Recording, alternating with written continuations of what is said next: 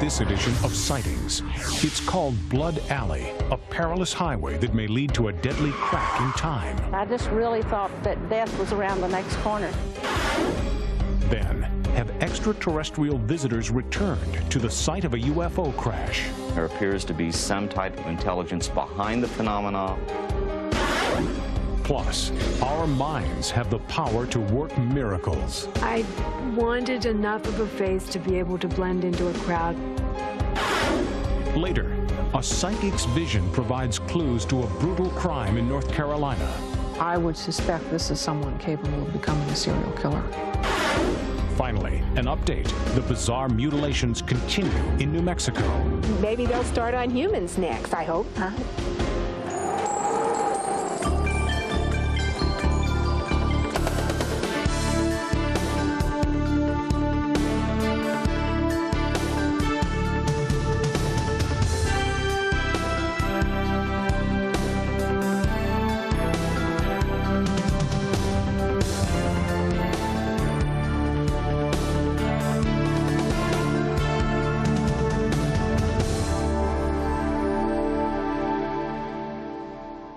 Welcome to Sightings. I'm Tim White.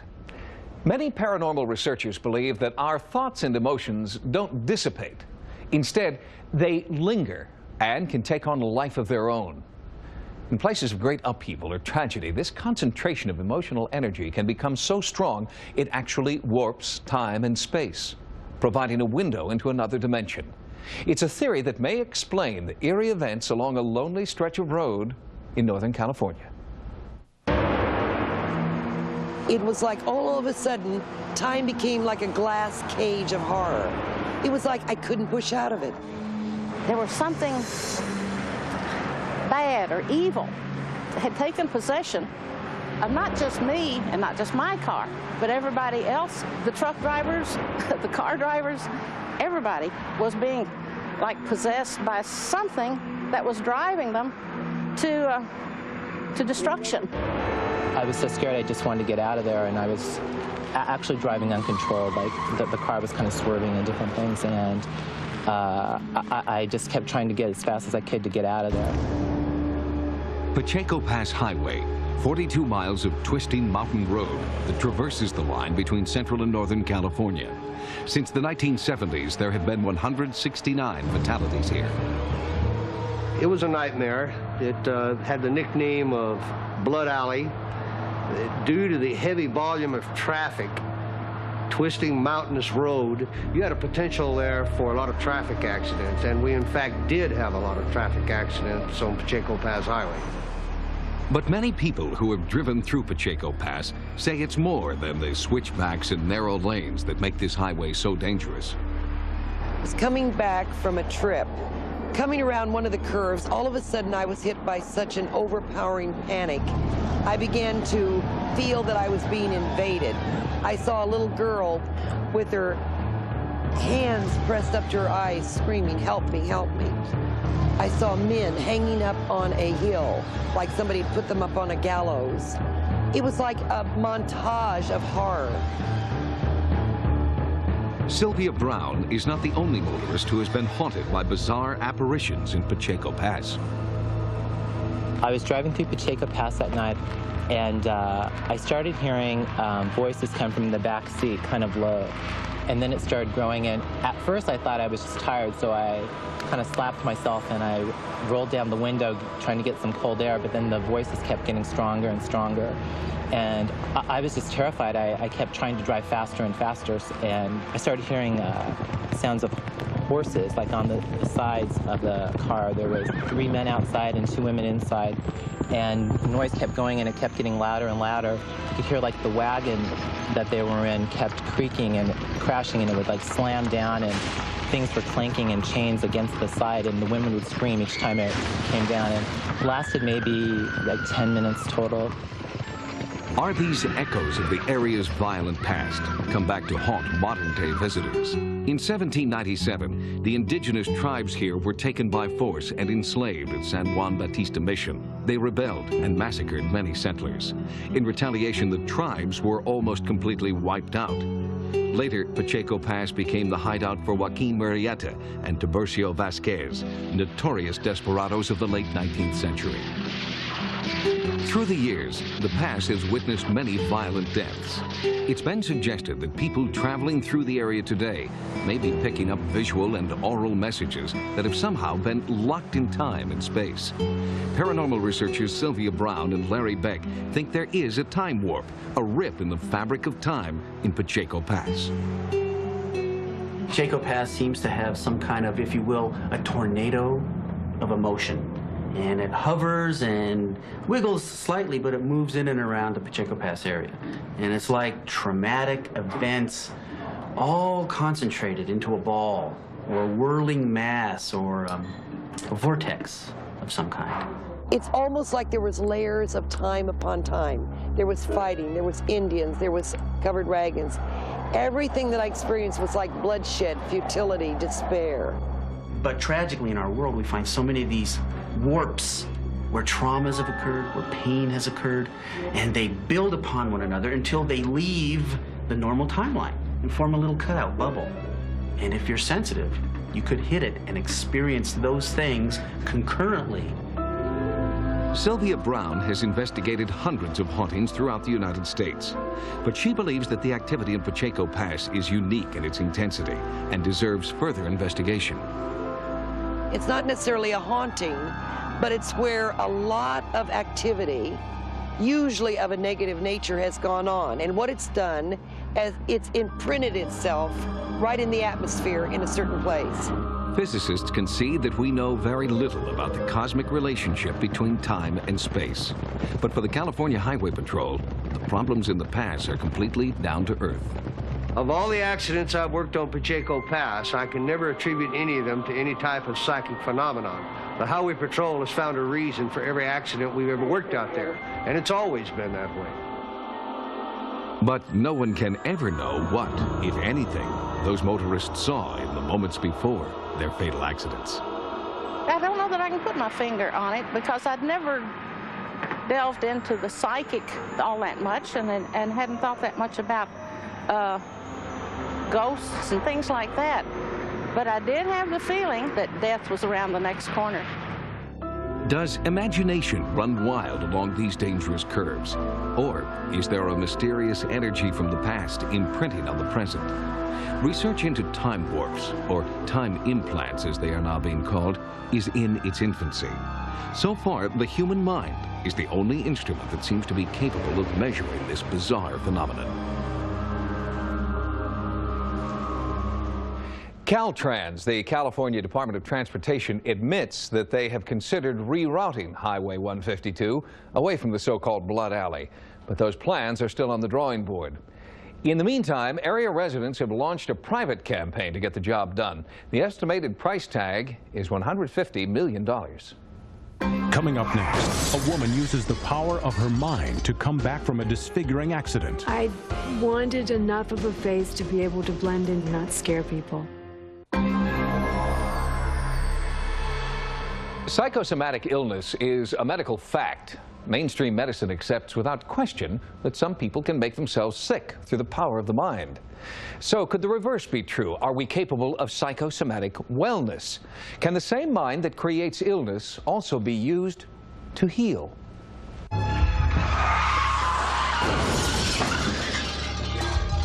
All I remember thinking was, my son has to be all right. I don't care what happens to me as long as he's not hurt. So I got out of the car. Well, first I looked at my mom, and I was just like totally shocked, you know, I just didn't expect it. I lost consciousness at the time of the impact, and I had a very intense near-death experience at that time. I went through the standard phases of going through the tunnel of light. Then I went into a beautiful garden. And I was just like, what do I do? What do I do, you know? And I just yelled you know, my mom's name to it, and I was just shaking her, just, wake up, come on, you know, wake up. And then suddenly my father was there, and he had been dead for about 10 years, and I said, oh, I'm so glad to see you. And he said, well, I'm glad to see you too, but you can't stay. And I said, no, I've gotten here, I'm not leaving. And he said, no, you have to go back because there's a purpose you haven't fulfilled. And as he was saying that, my son was reviving me, and I could feel myself being pulled back into my body, and he brought me back. That was in 1982. And from that day to this, Gary Carter has felt that her near-death experience was a turning point.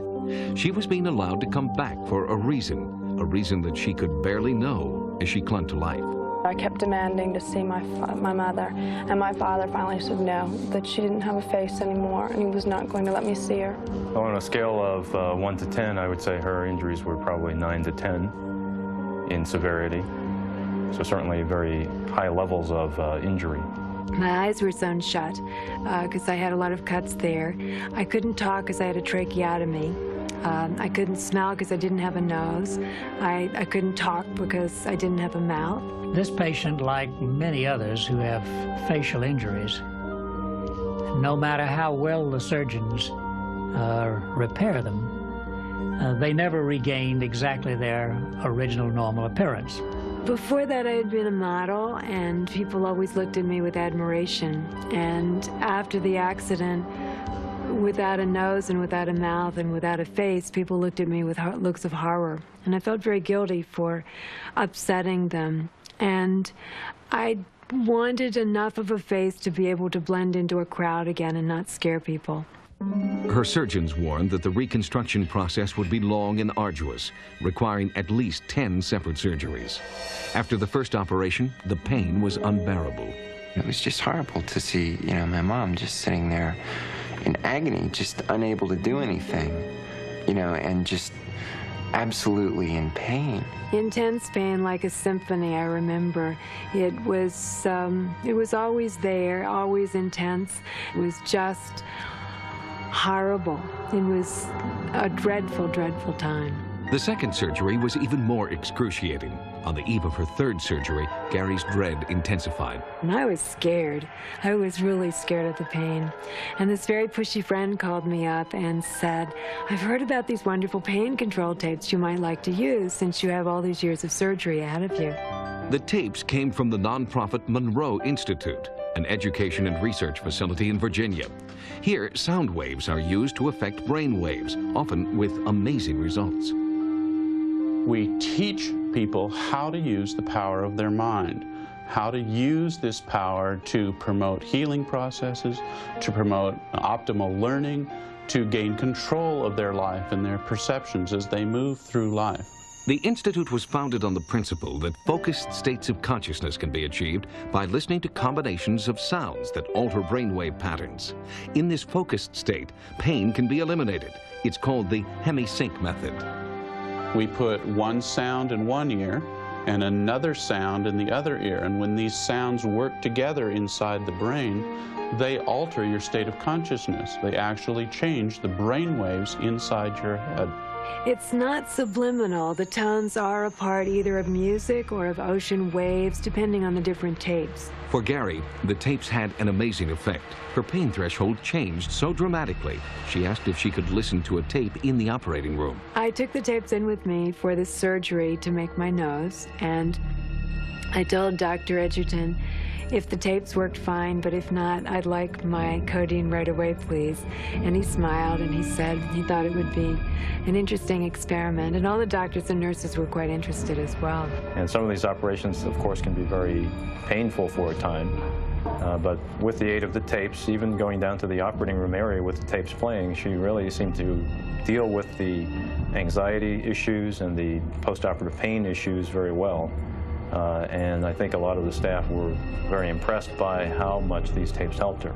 I was relaxed and happy going down into the operating room. It was like going to a fun party instead of the shakes and the queasiness I would have had before.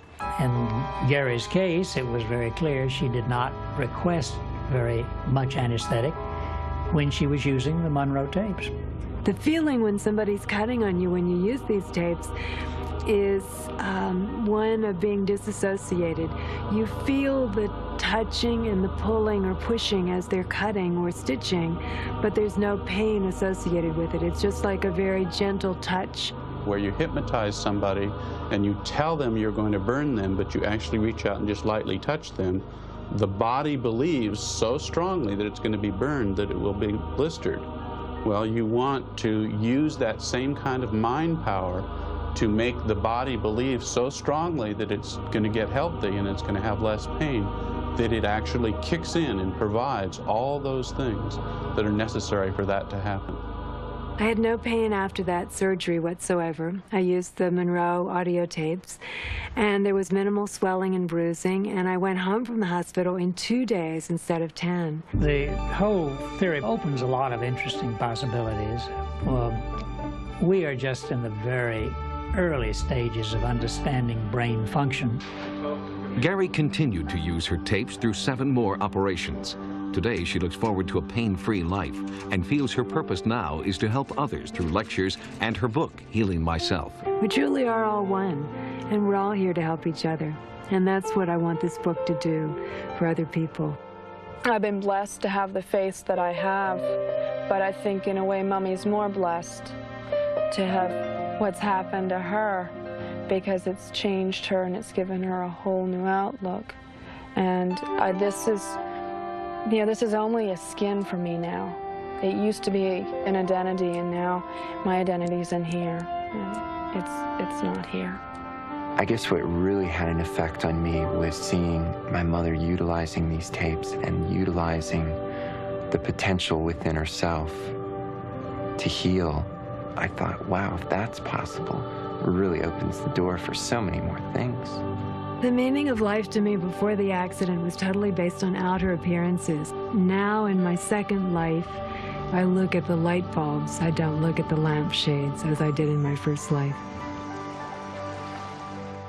The Monroe Institute is not suggesting that every patient should forego anesthesia in the operating room, but they do believe that as long as conventional medicine is standing by, alternative therapy should be given a chance to work first.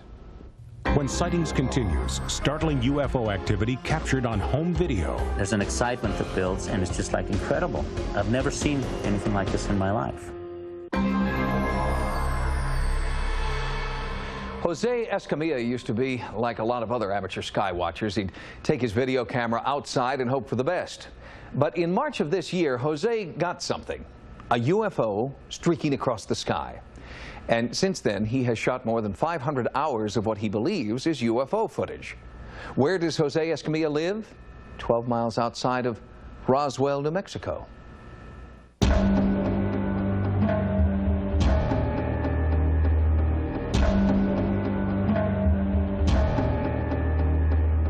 We began taping UFOs on March 5th. And I got a call and they said, come out to Midway, there's UFOs out here. Midway, New Mexico is easy to miss if you're speeding by on the interstate. To the casual observer, it's just another small southwestern town. But look up. There, in broad daylight, strange craft are flying over the town. Sightings contacted local residents who have startling home videos of UFOs they just can't explain. New Mexico as a whole has had a lot of sightings. And I think that there is a tremendous interest by our visitors, should we say, as to the activities that have taken place here in the past. Here, just a stone's throw from Midway, near Roswell, New Mexico, a suspicious crash landing in 1947 launched modern interest in ufology. The Air Force insisted it was a downed weather balloon, and despite persistent rumors, continued to deny any knowledge of alien craft or life forms. But many people who live and work here believe otherwise, that this new flap of UFOs is connected to the original Roswell incident. Jose Escamilla owns a videotape facility in New Mexico and has shot hundreds of hours of beautiful southwestern scenery. But on March 5th, 1994, Escamilla saw his first UFOs. He immediately began videotaping.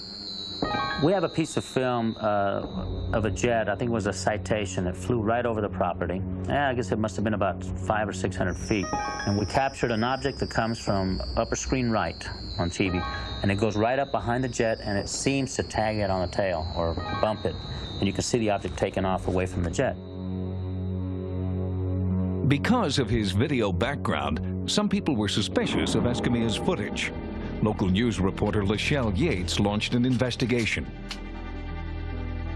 Given the history of Roswell and the crash, we thought it was interesting that here is a man who is capturing something unexplained on videotape.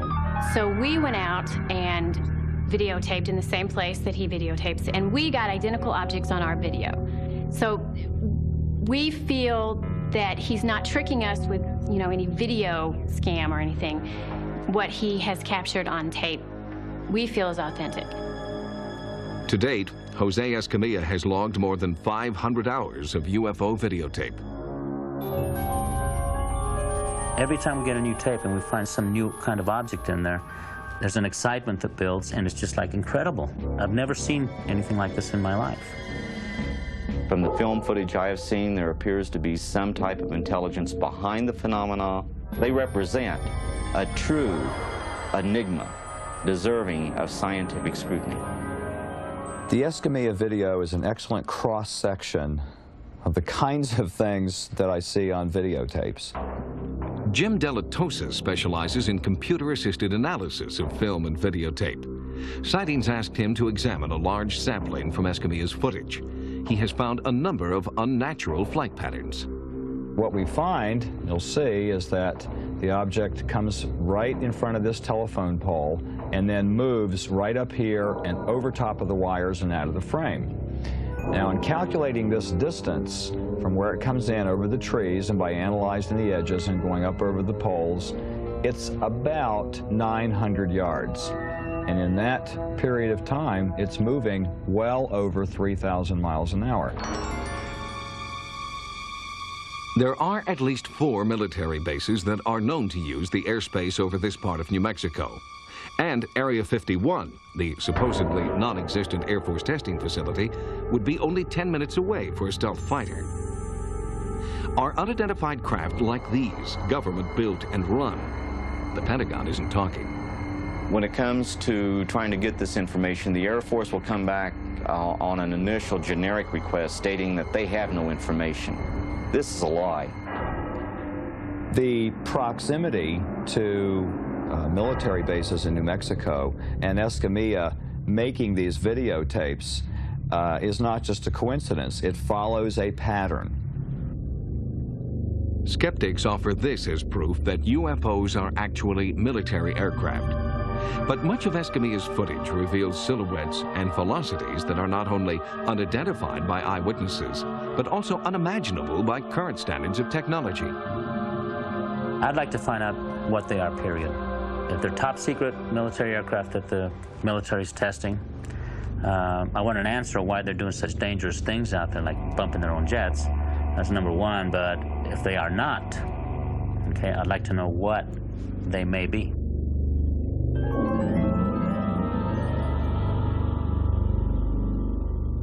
Jose Escamilla knows that not everything he's capturing on videotape can be an alien spacecraft, but he believes that his video journal of the skies above Roswell is an important research tool for ufologists. It is the only comprehensive catalog of rare daytime activity anywhere in the world.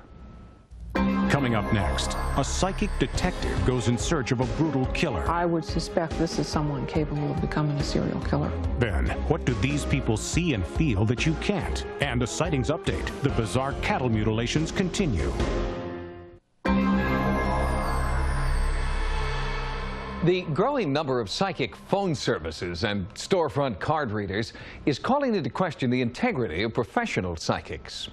But on Sightings, we've found that there are a few gifted individuals who do make important psychic contributions, especially when it comes to providing new leads in an unsolved crime. This has been a very frustrating case. Potential suspects that we had early on in this case have been eliminated. I believe in what I can feel and touch and smell and hear, But at this point in the investigation, I'm not going to rule out anything that might provide a lead. I believe that Nancy Myers will come up with something. I truly believe in my heart. By her own description, Nancy Meyer is a wife and a mother. But to the Nags Head Police Department, she is a ray of hope.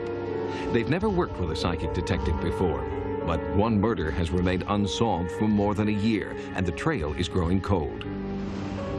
It happened here, on the Outer Banks of North Carolina.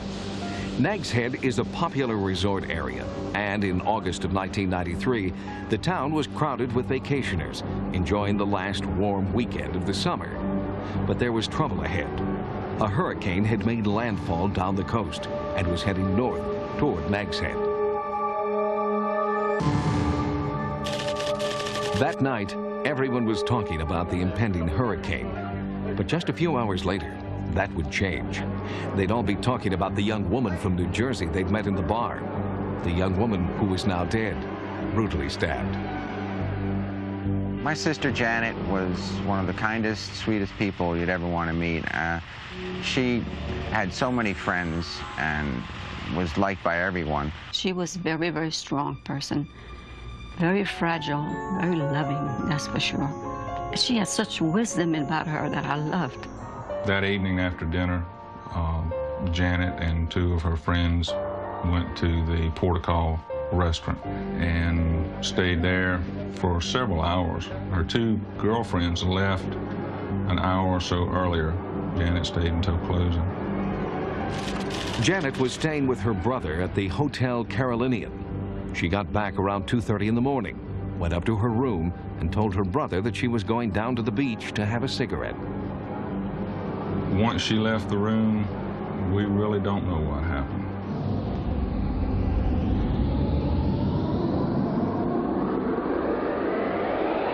Between that time and shortly after 6 o'clock in the morning, she was brutally murdered on the beach, just a short distance east of the motel. I ran out the door onto the deck. There were police everywhere, you know, restraining me, not letting me up to the beach. And I said, my sister hasn't come home. You know, she hasn't come home. And they wouldn't let me up on the beach. And in my heart, I knew that poor Janet was gone. It was the grisliest murder Nags Head had ever seen. And the police department was immediately hampered by two factors that were out of their control. Vacationers and seasonal employees were leaving in droves. Summer was over. And by day's end, the entire town was being evacuated. Hurricane Emily was on the way. On August the 28th, Saturday morning, we completed the crime scene investigation and started interviewing potential witnesses. But on Sunday morning, we were put on hurricane standby and watch and started evacuating the area. Hurricane Emily not only swept the murderer out of town, it swept away any trace of his heinous crime. The blood-soaked sand in front of the hotel washed out to sea, and with it, valuable clues the police would never recover. The hurricane left a clean slate, a detective's worst enemy. It's been a very frustrating case. The fact that nobody that we've contacted or we've spoken to has seen anything, nobody's heard anything. Anxious for new leads, Nags Head police put their skepticism aside and allowed psychic Nancy Meyer to take a look at the case. I started working in police work 19 years ago. There's energy in every murder scene. When I look at stacks of photos of a murder scene, I am not trying to look at this poor, battered body. What I'm looking for is somewhere when that photographer moved all the way around the body, he stood exactly where the killer was at a moment when the killer was open. Bam, I'm in there. That's why I need those photos. He has a long-standing hatred of women. A veil comes over his face, there's no expression, the eyes are wooden. Nothing will stop him. I would say you are dealing with a very disturbed man. I would suspect this is someone capable of becoming a serial killer, if he is not already. Nancy Meyer has worked on over 300 police investigations.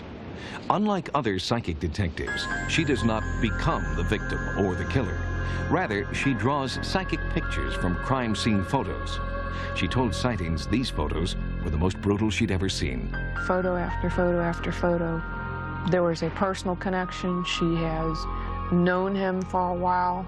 You said that this was a planned event on his part? Yes. He seems to have been watching her earlier in the evening, but at a good enough distance so that no one, because some of the people she was with might have recognized him.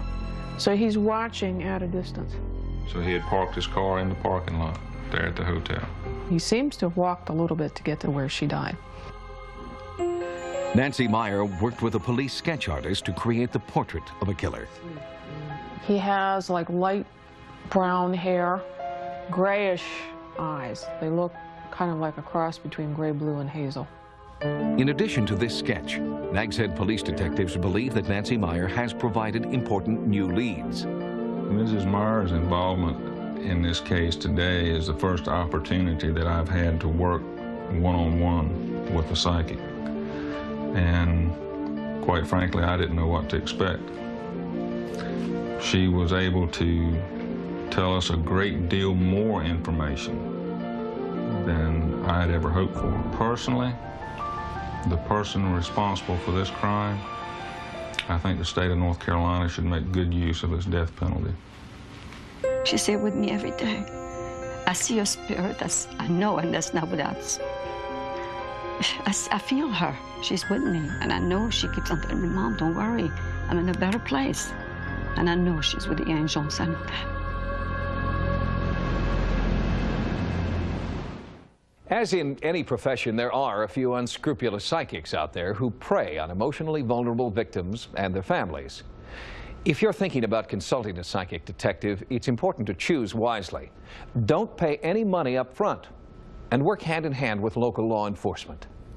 Next, they hear colors and taste shapes. It's being called the seventh sense. It's not imagination, it's a different type of reality.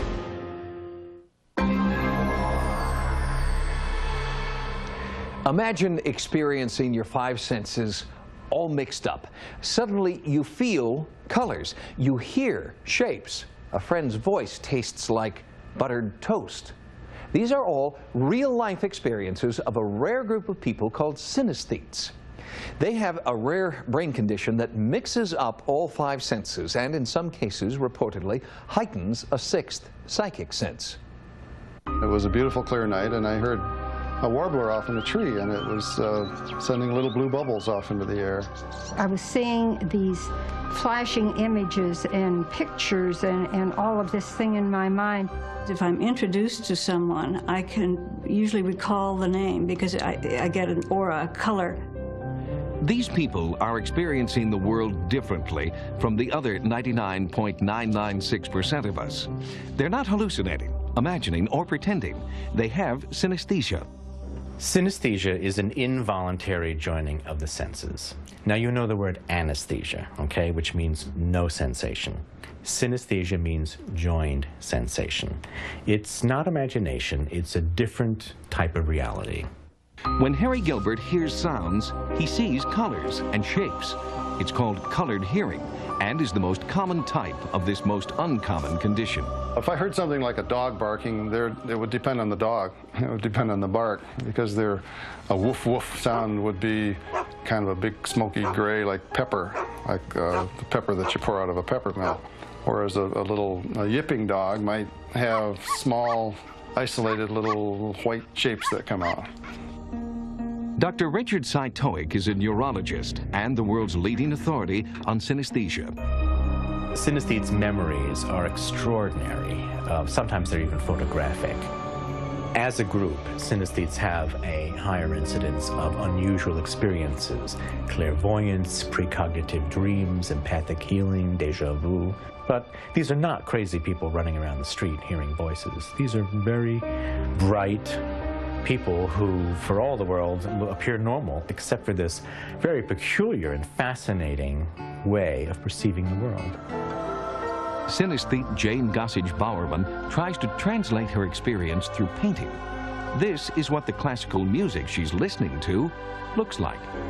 I can do a painting and look at it, and I don't have a clue how I did it because I don't know anything about painting. I couldn't possibly draw anything my little 3-year-old grandchild can draw. I don't know how to do it, but I do know how to draw what I see. The doorbell rings, and she sees a series of triangles, okay? Here's a screech makes a stack of colored lines, like a stack of pancakes in a way. And what synesthetes see are elementary geometric things here, you know, dots, triangles. They're seeing sort of the building blocks of perception. Dr. Sightings first began studying synesthesia in earnest after a chance meeting with a neighbor. My new neighbor, invited me to dinner in North Carolina and delayed us sitting down to the table with the apology that there aren't enough points on the chicken. Now, most of the guests just thought he was being silly, but I questioned him a bit, and after a while I said, "Oh, you've got synesthesia, you know, taste and touch." And his response was, "You mean there's a name for this?" This incident inspired the title of Dr. Sightings' definitive book on the subject. In it, he chronicles the way the brain can create its own separate reality. Now, Michael Watson, who is literally the man who tasted shapes of my book's title, for him, the taste of mint was a cool, smooth, curved sensation, as if reaching out to feel the backside of a glass column. Dr. Sightings was surprised to find that most synesthetes don't realize that their perceptions are extraordinary until someone who doesn't have it tells them so. I first realized I had synesthesia from when I was 28. And a friend and I were trying to recall someone's name. And I said, well, it has sort of a green cast. And she said, what are you talking about? And that was the realization that I was seeing something different from what she was seeing, or she didn't have that sensibility. Gwen Glogie also expresses her experience through painting. When I'm reading, or when I see words, or when I am spoken to, I get a fabric of many different colors. And I think I would be devastated if I woke up tomorrow morning and everything were in black and white. You see, when people ask me, they say, you know, synesthesia real? My response is, well, real to whom? To you, or to the people who have it? And you see, this insistence on a third-person technological verification of any experience before accepting it as real really gets to the heart of how addicted we are to the external and the rational. And that really sweeps aside all of the kinds of knowing. Synesthesia helps me play music because partly it is a way I remember things. Once in a while I'll hear a sound in a song that will make a vivid color that stands right out, and makes me want to play it over and over again. Dr. Sightings estimates that as many as 1 in 25,000 people may have synesthesia and not know it, and those that do feel blessed. Far from being some esoteric curiosity that's really unimportant, synesthesia turns out to be a peephole on a huge amount of the mind and the brain. What does it feel like to have synesthesia? Well, we can never experience what they experience, but we can glimpse it through the work of some famous synesthetes, visual artists David Hockney and Vasily Kandinsky, and composers Sergei Rachmaninoff and Franz Liszt. Next, a sightings update. The mutilations continue in New Mexico, and ranchers want answers. You know, it's a crime. They're taking my living away from me. It's just outright thievery. Eli Hornick is a rancher in northern New Mexico who has experienced the horror of cattle mutilation firsthand. Recently, Hornick participated in a sightings investigation of animal mutilation in the Southwest. Since his participation, Hornick informs us that the mutilations have not only continued, but seem to be increasing.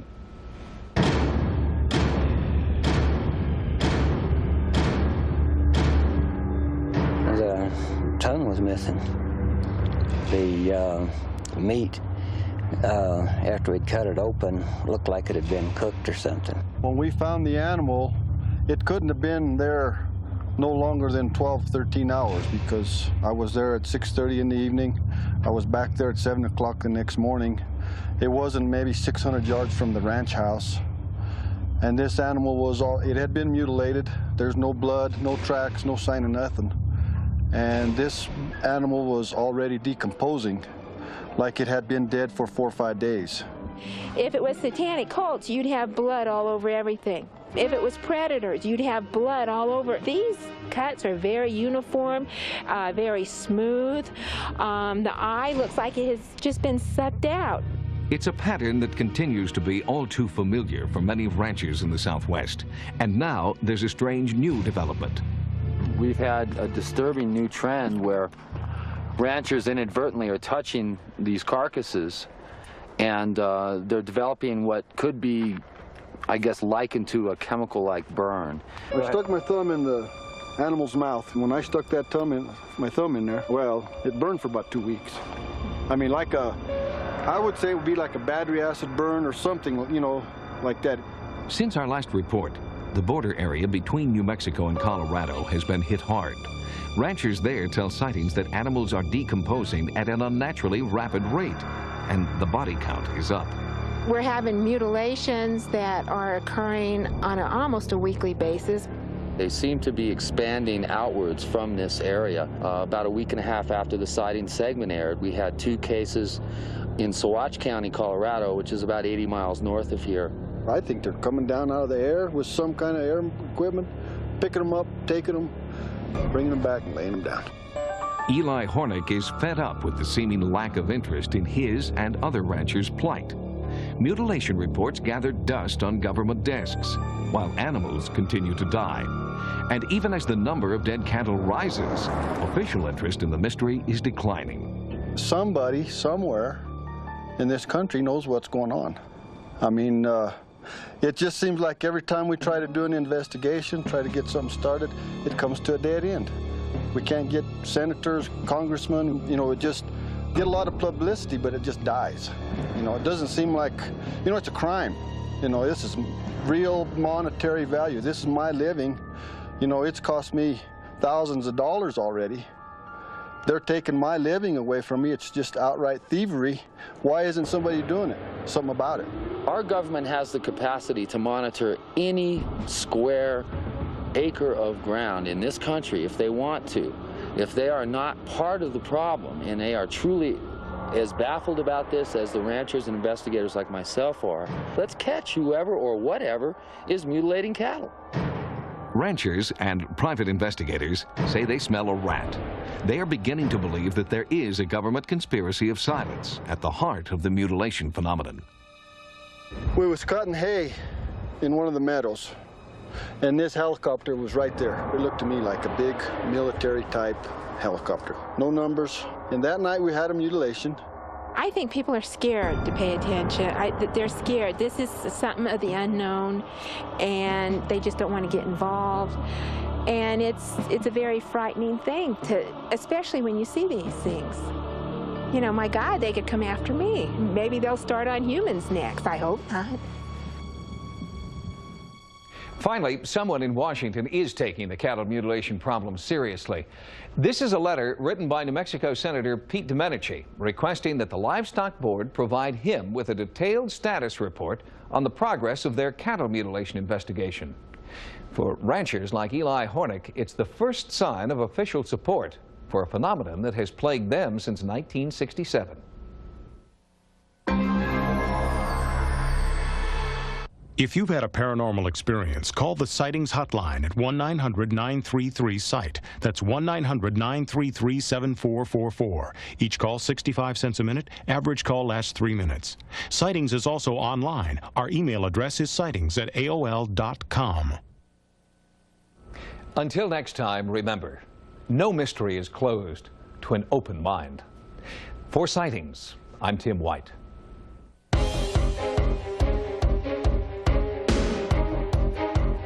Next on Sci-Fi, The Sentinel.